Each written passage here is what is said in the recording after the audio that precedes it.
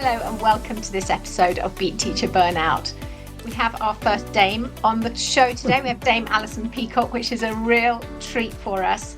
And she is an ex-head teacher and does a lot with the Chartered College of Teaching now. And she said to me that being a head teacher is both impossible and delightful. And we're going to dig into that a little bit today and a whole lot of other areas. So prepare for a wonderful journey as we explore Alison's leadership journey and what she's learned along the way. So, Alison, thank you so much for coming on. Would you like to introduce yourself and tell us a little bit about your journey? Oh, well, thank you, Rowena. It's a delight to be here. Yes, so I've been a teacher all my career, most latterly primary head teacher, but I've also taught in secondary and I've taught children with special educational needs. And now I lead the Chartered College of Teaching, but I see myself as a teacher. And I think what I learned when I was a head teacher is probably the subject of what we're going to talk about today. But I think it's both, as you've just heard, it's both a joyful experience, but it's also an impossible job. And I think anybody who's been a head teacher realizes that. And it can turn on the head of a sixpence. The 1 minute everything's fine, and then something happens, and my goodness, I mean, I've just comes to mind straight away a sports day that was going brilliantly well until a child fell and then broke her leg in two places, and then the field had to be cleared, and you know, so it really is. You can't predict any one day what's going to happen. In fact, if any days when I thought my diary was clear were the fatal ones. Those are the ones when no, that wasn't a clear diary at all, was it? That was going to be a safeguarding concern or something was going to crop up. Anyway, so yeah, lots to talk about. There is. I guess having been a head teacher for so long and now with the role that you've got, how would you support leaders now who are going through Ofsted and who have that pressure over them? Because they say to me that that is one of the biggest issues that causes stress for them. Well, of course it is. I mean, it was the same when I was a head teacher, and it is, and it's an intense pressure. I mean, the one of the reasons that I started the Chartered College of Teaching, I was the founding CEO of the Chartered College, was because in my own career as a head teacher, I was also working with the University of Cambridge, and we were writing and reflecting about how to try to teach without labeling children. Now, that's a huge kind of factor of sort of swimming against the tide of what was seen to be the way to do things, as particularly back in the day. But right now, it's the same with multiple diagnoses all over the place for children. So, trying to teach without labeling children, trying to teach without a preconceived view of what children might achieve, meant working with colleagues to enable them to become more open-minded. And for myself to really scrutinize my own leadership decisions and why I was doing things. And that whole process of working with academics who I highly respected meant that the agenda that I was working to sort of superseded the agenda of the current chief inspector, whoever it was in the day. And when I was a head teacher, it was Christine Gilbert, then followed by a range of other HMCI. So the agenda of Ofsted is essentially about regulation, and they set an agenda that they're interested in. And if you have an agenda which is about the children, and you can show that it's about the children, and you do all the things you need to do to tick their boxes, but actually you're driven by a nobler set of purposes, which is how to enable all children to thrive in your care, then that diminishes the impact, I think, of Ofsted, which is one of the reasons, as I say, I became the leader of the Chartered College, because I wanted the teaching community to be more empowered by ideas and by sharing of practice than by trying to follow someone else's rules. Oh, okay. So if I go back to you saying the nobler purpose, it's all about enabling every child to thrive, which absolutely, come on, of course it is. But actually, what the research shows is that where the teachers are doing well, the pupils do up to 20% better. They actually achieve up to 20% better. So can we tip that on its head and say, absolutely, we want the children to thrive, but to be able to make that happen, there has to be a certain state within the staff team and leadership team, of Yeah, course, of well-being. completely. Sorry, I mean, I kind of took that as read. You know, the when I first became head teacher of the Roxham School in Hertfordshire, it was a school in special measures, and the first absolute priority for me was to emancipate the teachers, because the teachers had been kind of, well, they'd been sort of bullied, really. They'd had the special measures judgment. They'd had a chair of governors who denied that judgment. They'd got local authority people crawling all over the school, trying to improve the school. And the more they tried to improve the school, the more it was, you know, follow this set of guidelines, follow that set of guidelines. So you could have someone coming in the morning telling them about primary maths and how they ought to organise their classroom, missing lunchtime because they're speaking to the primary advisor, and then someone coming in the afternoon saying, no, you don't need to do it like this. You need to do it in this way so that children can have a reading corner or whatever it might be. And so they were completely without agency, completely exhausted. And I felt as a new head teacher, I mean, I hadn't been a head teacher before, but my instincts were that I needed to pull these people close to me and nurture them and look after them and enable them, because exactly as you say, once your teachers feel that they have a sense of self-efficacy and purpose, and that are also being recognized for what they're doing well, then, I mean, we're all just grown-up children, aren't we? So then you begin to kind of unfurl. Now, if I give an example, and listeners, forgive me if you've heard this example before, but I think it stands the test of time. This was the first assembly that I ever did at that school. I'd got all the teachers sitting around the edge of the hall, all the children all sort of sitting in the hall listening, and I shared a book with them. And it was a story about a child that is very stressed and anxious, and the child meets a little old lady who says, let's take your worries out of your worry bag, and the worries shrivel up. And then and I'd got a bag on my shoulder with some typed out worries, laminated. I am a professional. Laminated worries in my worry bag.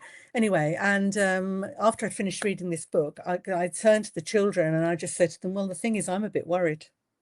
And you could see the teachers around the edge of the room like, oh, for God's sake, we've got another one, you know. Anyway, I'm a bit worried because I've never led a school before. And I might not know what to do. And one of the children said, well, can we come and take some of the worries out of your worry bag? And I was like, yes, why not? And one of the worries was, supposing someone asks me a question and I don't know what to do. And the child who took that out said, oh, you don't need to worry about that. See over there? That's Mrs. Todd. She knows everything. And this was a teacher, senior teacher, who had been through hell, really, since the Ofsted judgment. And she kind of rose in her chair a little bit, grew in her chair, because here was a child saying, if you've got any worries, you don't need to worry, because that person there is someone we can all rely on. And that notion of how do you build a community where everybody is valued for their strengths, and not, and when you're looking at your community and you're looking at the talent that you've got, whether it's your staff, whether it's people who work in the kitchen, whether it's your parent body, if you're talent focused as opposed to problem focused, you will find the things that people can do that they do really well, that they love doing. And if you can amplify that and give them less of the things that they find more problematic, you're much more likely to build a community. And it turned around really quickly, actually. You can, because it's all about that sense of collective leadership. All of us together are in this together, and we're going to be amazing.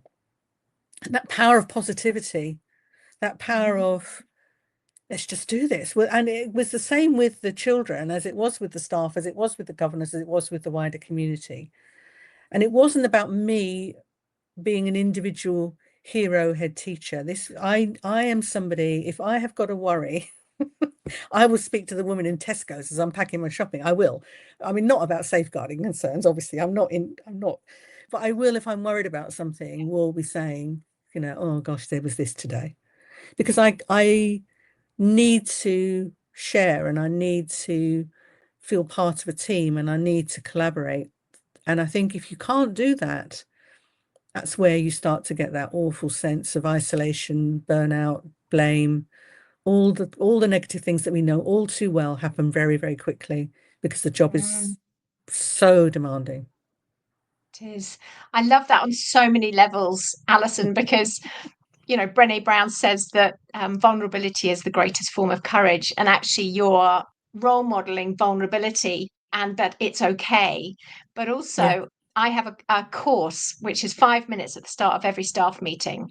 And one of the weeks is on identifying your own strengths and then finding out what your colleagues see your strengths to be. And I did this in a whole hour session as an intro for a school recently, and the buzz in the room, as first as people really thought about what their strengths were themselves, but then when they went and shared with their colleagues what they saw their strengths to be, people were so excited, they were empowered, they were encouraged. And actually Mm. we don't generally in school, we don't tend to share the positives and what we appreciate about each other. And so I love that that child pointed out such a I wonderful know. strength in the teacher. And it was so honest and so authentic. I mean, I've met several times with fellows of the Chartered College online with Sir Martin Oliver, the current HMCI, and I have challenged him that actually I believe that the Ofsted process should be one of appreciative inquiry. There should be an expectation that you're going to go and find great practice, not that you're going to uncover lies. And there's always a degree of, I mean, obviously, there's a tremendous kind of stress related to inspectors coming because it's just like, well, it's for me, it's like when my mother-in-law used to come round, I used to think, oh no, she's coming around, I need to clean all the everything because she's going to judge me. So you want to put on your best show, even if you feel like everything is as good as it can be, you still want to polish the furniture, don't you? Metaphorically, you want to make sure that you're showing your best side. And if you had the sense that people who were coming to inspect your school were on your side, that would be so much more powerful. Now, Sir Martin assures me that that's exactly what he wants from a professional conversation. But we all know, and I'm sure he's very aware as well, that inspectors vary. And so the level of stress necessarily is high. But yeah, I do think the fact that we have now lost, I know we've replaced them with ridiculous plethora of judgments, but the fact that we've lost that cliff edge judgment, I really, really hope that that signals the end of those wretched banners that people used to put outside their school. I mean, I never did, but people did used to put banners outside their school, didn't they? Sort of, saying we're outstanding or we're good with outstanding features or whatever it might be. And that just leads to kind of pressure within the profession. We all kind of judge each other one against another. If we were to be judged on the basis of we were only as strong in our school as the weakest school in our town or within however many miles radius, that would be an imperative to work much more collaboratively, wouldn't it? And to support all of us so that all of us can feel that we're part of a process of doing the best we can for every child.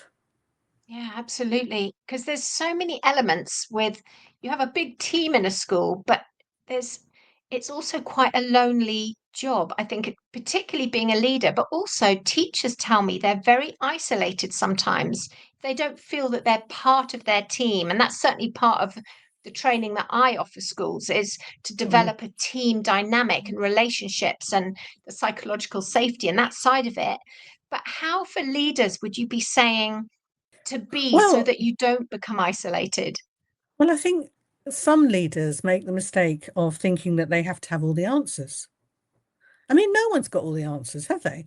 When I was doing my MPQH, I can remember where I was. I remember sitting in this classroom. We were in a secondary school, glamorous surroundings for our MPQH anyway. And the course leader said, oh, head teacher, being a head teacher, very, very lonely job. And I remember thinking, oh, well, I don't want to do it then. I don't want to be lonely. I don't want to be isolated. I don't want to feel on my own. I don't want everything to rest with me because I feel like I need to, as I said before, to collaborate with other people. And then go forward a number of years, and at the point where Amanda Spielman was appointed as HMCI, the Sunday Times ran a piece where they said, well, Alison Peacock should apply to be Chief Inspector of Schools. And I was like, oh, no. And I didn't want the role, but equally I felt a responsibility on my shoulders if people were saying, well, you really ought to. And at the time, I was being encouraged from within senior ranks of Ofsted that I really should apply for this role. And so I did, and against my best judgment, I did. And then right at the final sort of point, I was stood down from the process. And I just remember feeling a huge sense of relief. And that day I was going to speak at a head teachers conference in Bath, I think. Anyway, and they'd got a band in the evening. And that evening after the conference, and the band was playing and we were all up dancing. And I remember thinking, oh my goodness, I'm doing the I don't have to be HMCI dance, which is crazy. But I mean, I would have hated that job because I think probably all of the incumbents of that role find it very hard because you necessarily, pretty much, are going to be disliked. And even if that's the best of it, you're probably going to be hated by some. And I would hate that. I would hate that. So trying to think that you've got all the answers, trying to think that you on your own, you're the hero head, that for me is a worry. But if you've got a group of staff that are actively working against you, it's like being when you start teaching and you have children who disobey, it's a huge feeling of being bullied. And that is really, really demoralizing, depleting, and difficult to cope with. Because if you feel like there are people that don't want you to succeed, I mean, certainly those year eights, when I was first starting to teach, they didn't want me to succeed. They wanted to have a good bit of a laugh. But it does feel like it's the worst feeling, isn't it? When you feel like you're not being listened to, you're trying to sort of have your voice heard, no one's paying any attention. Oh, awful. So I completely get it. But I mean, I haven't got any easy solutions. I think the job is really, really hard. But the more that you can find people around you who you can rely on. So when I first started at that school that was in such a pickle, mildly, I sort of talked to some of the staff and realized some of them were really interested in ideas. Some of them were really interested in, they were saying, what's this work you've been doing in your previous school about learning without limits? What do you mean not labeling children? Because I didn't mandate any of this in my school. I was just saying, these are things I'm interested in. And those are the kind of people, if you can get some of those people around you who not yes men, but people who are interested in the ideas enough that they will sort of say, well, maybe we should give this a go in the staff meeting. Mm. I Those love kind that. of people help you. Yeah, absolutely. Hello, I'm Rowena Hicks, and I'm so pleased to introduce this course to you. It's a short, practical, made to fit into your current routine course that I hope is going to help you, because I know time is precious. Staff are frazzled at the end of the day, but actually this fits into what you're doing already. So why me? Why this? Well, I burnt out after 30 years in school as a teacher, a Senko, a specialist teacher, even an advisor, and then a leader. I burnt out. I loved it. I was passionate, but I had to leave. And that just breaks my heart. Teachers are leaving and they're going off sick. This has to stop. So what I've designed is 5 minutes at the start of each staff meeting. You can give your team something small and powerful to build momentum. You'll build their confidence. You'll improve their well-being, their team dynamics, their energy. You reduce stress and overwhelm. And you're building habits to increase productivity, energy, and joy. So each week there is a short action sheet, because really there isn't going to be any change without action, is there? But there's no extra cost. You're going to be consistently investing in time together to shift how staff feel. Are they seen? Are they valued? Are they heard? Give them a voice. These are small micro-culture changes. You're going to be building your staff team, and you're going to enable them to thrive. This isn't a well-being bolt-on. It's a culture-shifting, tool built for real schools by someone who's really walked it. So let's stop staff from leaving and let's help them to flourish and thrive in their roles. You talk quite a lot about ideas and creativity. And I remember a staff member, a secondary teacher, and she came to me as she was in her third year of teaching. She said, Ro, I've had enough. Can't do it anymore. And I said, no, you can't be leaving. You've told me that, you love teaching and, you're outstanding. And she said, I've had enough. She said, I came in loving it, and I am so bogged down in the paperwork and the bureaucracy and the expectations that I'm not enjoying it anymore and I can't be me. So we dug into that a little bit, and we discovered that her most valued strength, her core competency, was creativity.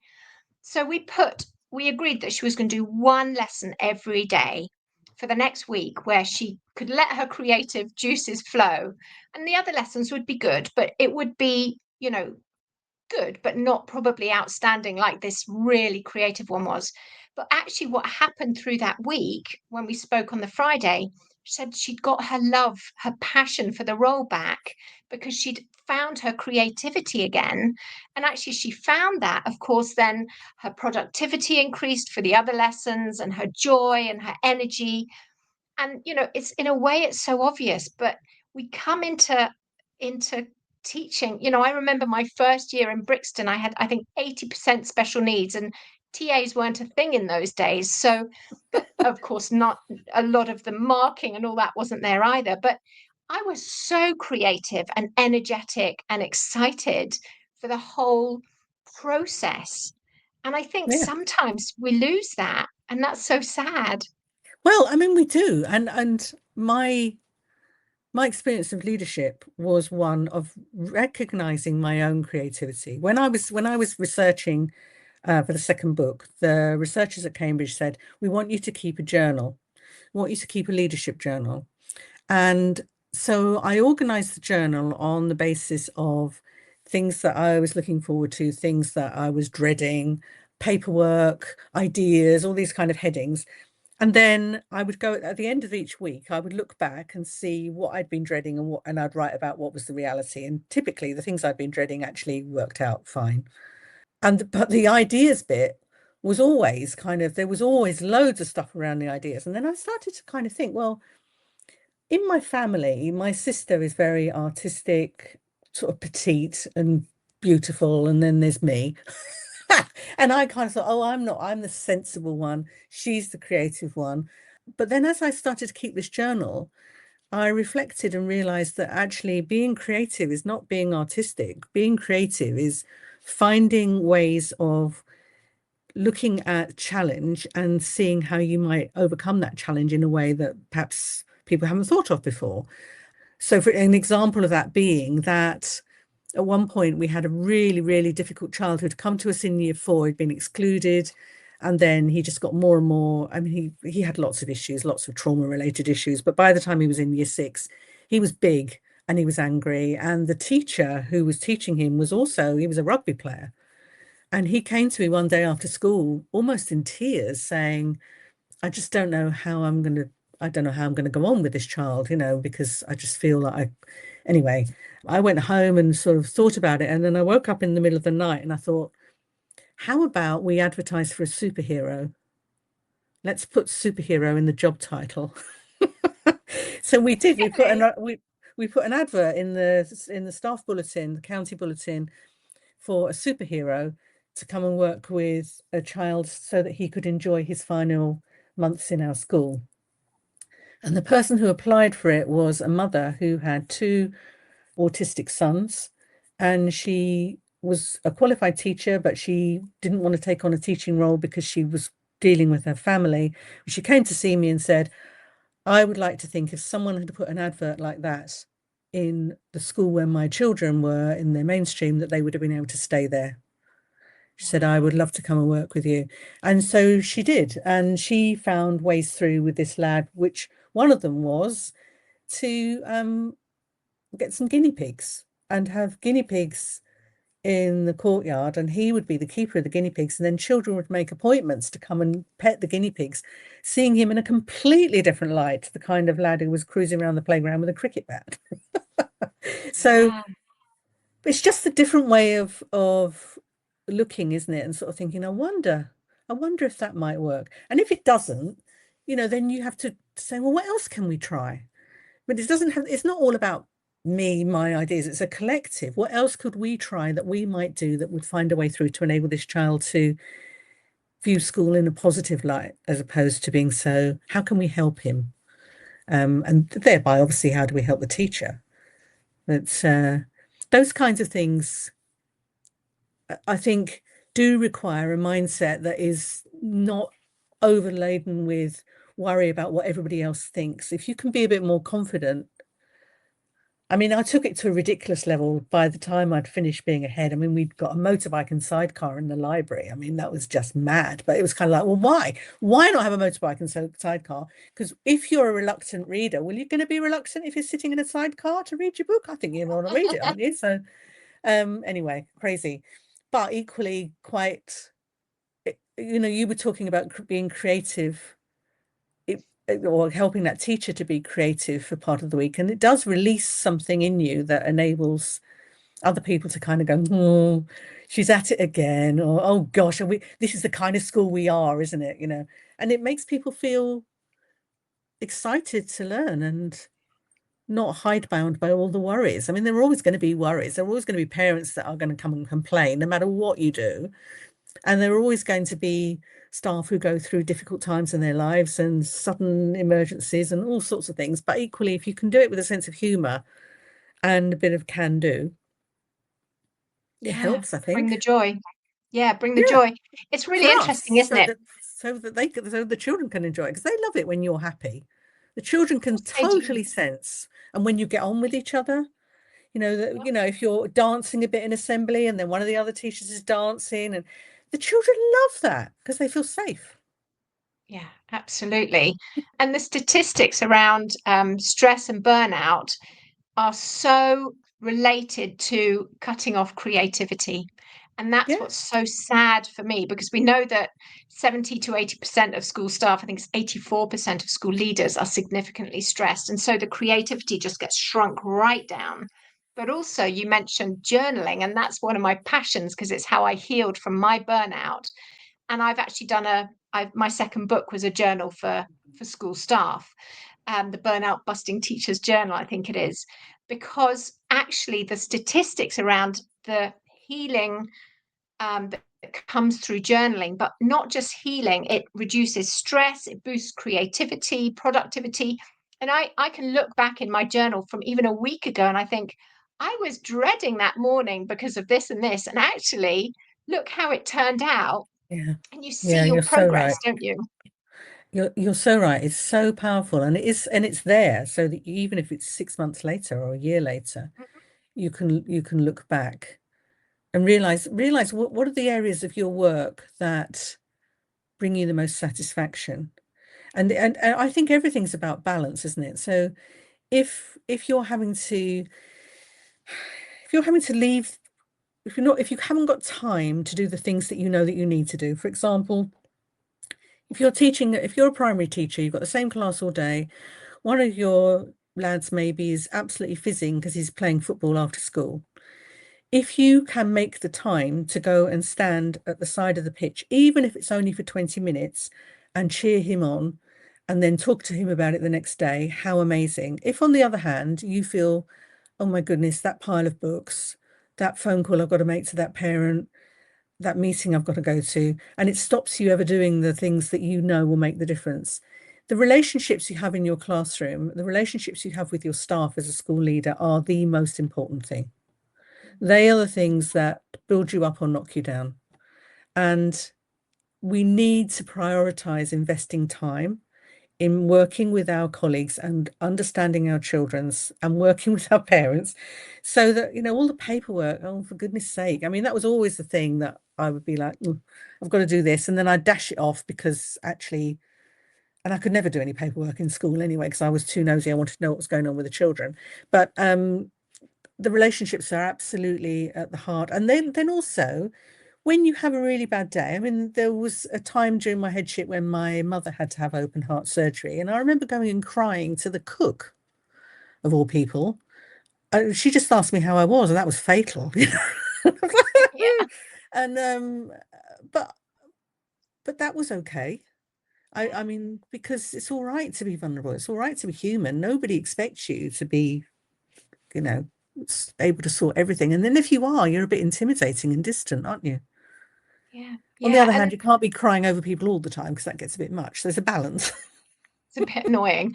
But it's really interesting. One of the schools that did the trial of my course, it really is 5 minutes at the start of a staff meeting. It's a pre-recorded thing. And during it, you have to speak to your colleagues about a question I ask. So it might be, for example, tell someone about something really positive that's happened in your week, or share where you've made an impact positively in the life of a child this week or a colleague. And Mm. the feedback is that staff find it really difficult to talk to each other about themselves, because they can talk about that child who's been climbing the fence all week, but they can't talk about themselves. They don't have that level of trust and relationship. And so, what they're having to build through the course is learning how to speak to Mm. each other and to share and be vulnerable and courageous, actually, because that's So what's missing. that's really interesting, because actually the way that I would work with the staff when I first started as a head was talking to them about the children, because they could talk about the children. They could talk about the children that maybe weren't paying attention, the children that were finding it really difficult to do X, Y, and Z. I'm not at all big on teacher monitoring. I'm not. I mean, I just think there are much better ways of spending our time. But coaching in a kind of, and using the children as a vehicle to sort of talk about things that were happening in the school day through the eyes of the child. The teachers felt very confident doing that, because it was they really wanted to find a way through to enable their children. And it wasn't about them needing to be so exposed. They don't need to think about their own practice. But they were thinking about their own practice while they were talking about the children, because I might be saying, do you think was he all right for the first 5 minutes sitting on the carpet?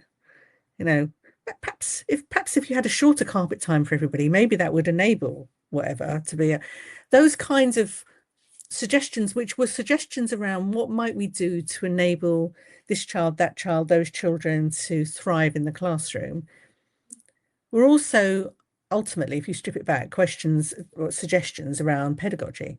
But they're not threatening, are they, if they're about what might we collectively do that could help this child to manage to cope.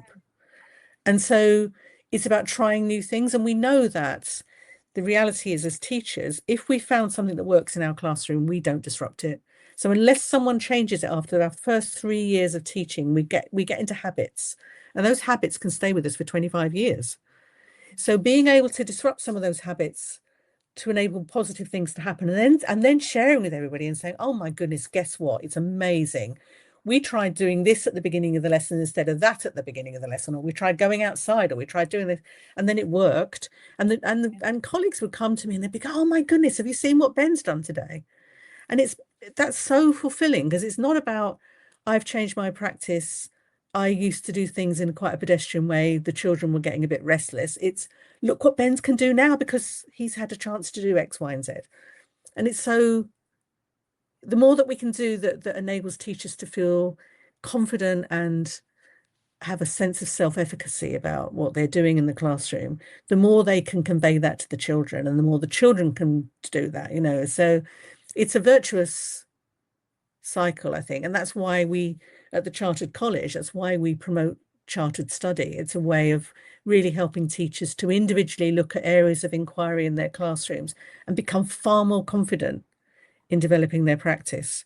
Because that way, the more that we have chartered teachers in schools, the more likely we're going to have really excited, knowledgeable teachers who can build others up and take people with them on the journey. We used to have ASTs. Michael Gove got rid of our ASTs. I don't know why. Never mind, he did. But to bring in chartered teachers for me is a similar kind of initiative. It's about celebrating really keen teachers and helping them help others. So Absolutely. Yeah, need more of that. Alison, you've shared so much amazing stories and wisdom. And if people want to get hold of you, if they want to find out more about you, where would they go? So you can go to alison.peacock@chartered.college. And of course, I would love people to become members of the Chartered College, which is, I think it's less than £50 a year to become a member of the Chartered College. So have a look. Chartered.college is the website. I'd love you to join. Brilliant. Well, thank you so much for sharing all of that with us. And thank you, everyone, for listening. Thank you. Thanks for listening. I hope you took something of value from today. If you want to connect, I'm at rowenahicks.com, or I have a Facebook group, which is Preventing Teacher Burnout. So I look forward to connecting to you at one of those.